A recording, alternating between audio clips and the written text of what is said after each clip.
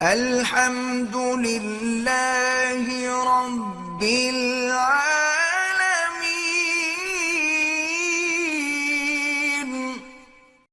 Doctor صاحب میں یہ پوچھنا چاہتا ہوں کہ کانکوبائنز جو تھیں آپ صلی اللہ علیہ وسلم کے دور میں، ان کے ساتھ جو نکاح کا کانٹریکٹ تھا اس کی کیا حیثیت تھی عام بیویوں کے نکاح سے؟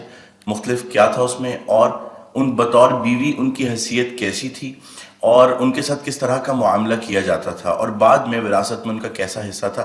نیز یہ کہ کیا آج ان کی کوئی شکل معاشرے میں، کسی بھی معاشرے میں کیا باقی ہے یا اس کی کوئی اجازت ہے؟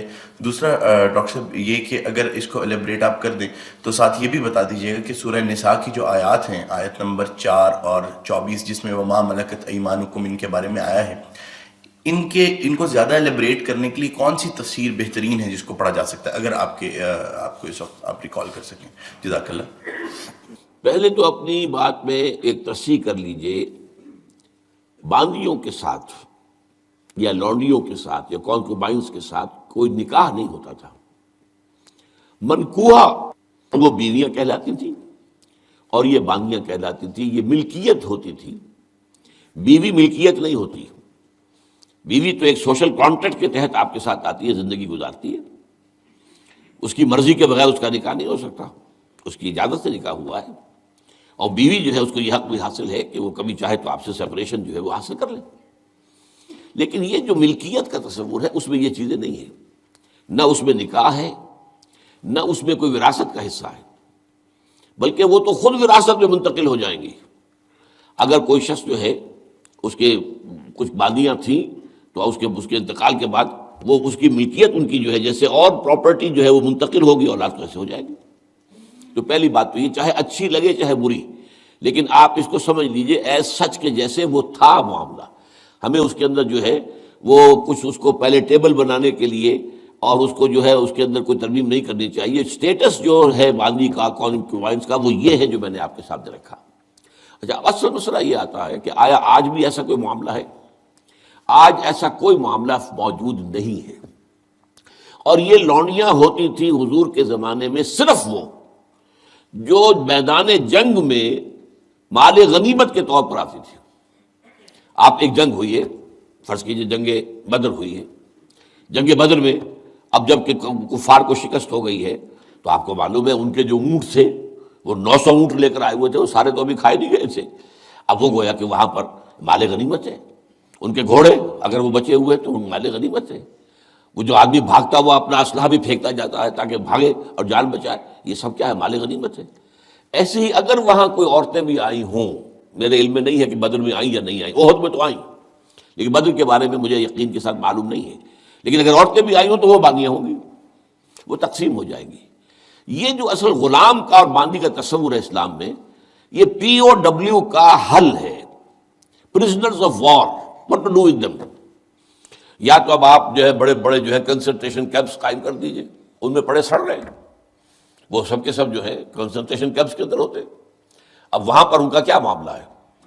تو ان کے لیے اگر وہ مرد ہیں ان کے لیے ان کی کوئی جنسی تسکین کا کوئی سامان نہیں، اگر عورتیں ہیں ان کی جنسی تسکین پر تقاضے کا کوئی سامان نہیں۔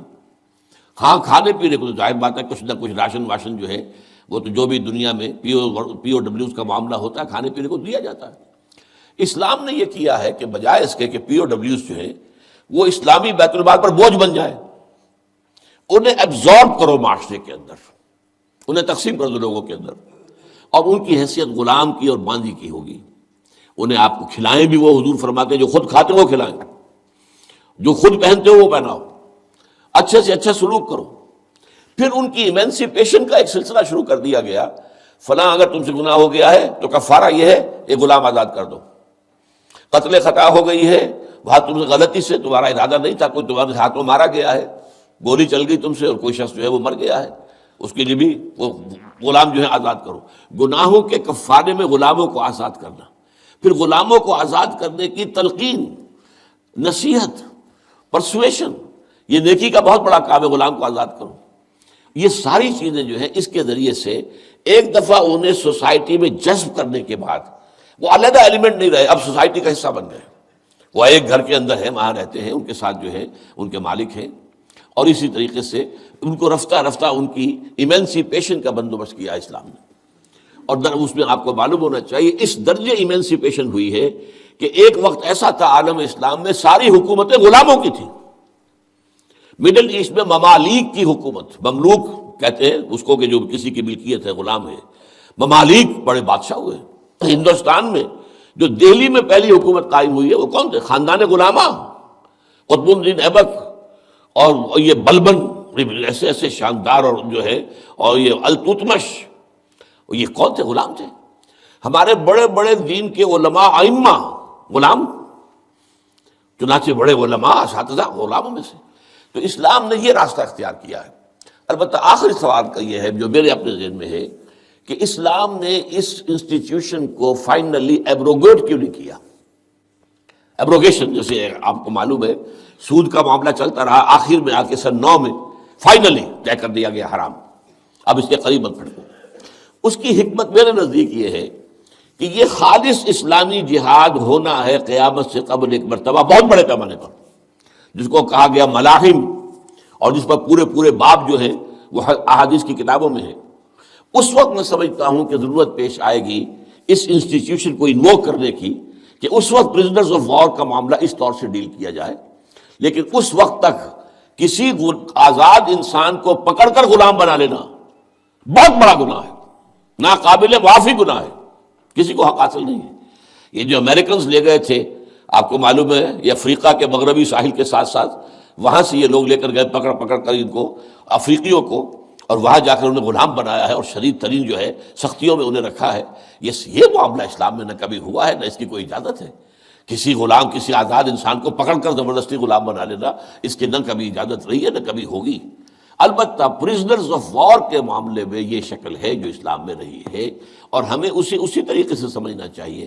چاہے ٹھیک ہے دنیا اس کے اوپر فکریں چست کر دے گی یا کوئی اس کو کہے گی، پاس بہت سی چیزیں ہیں کہ جو لوگوں کے عام جو مزاج اس وقت کا ہے وہ اس میں وہ ذرا آسانی سے وہ بات جو ہے ان کے ذہن کے اندر اترتی نہیں ہے. لیکن we have to be faithful کہ دین کی اصل تعلیم کیا ہے، اسی کے ساتھ جڑے رہنا چاہیے. یہ تھی ناظرین آج کی ویڈیو. امید کرتا ہوں آپ کو ویڈیو پسند آئی ہوگی. آپ یہ ویڈیو اپنے دوستوں کے ساتھ شیئر کیجئے، چینل کو سبسکرائب کیجئے اور بیل آئیکن کو دبا دیجئے تاکہ آنے والی نئی ویڈیوز آپ کو ملتی رہیں. تو ملتے ہیں اگلی ویڈیو میں. اللہ حافظ.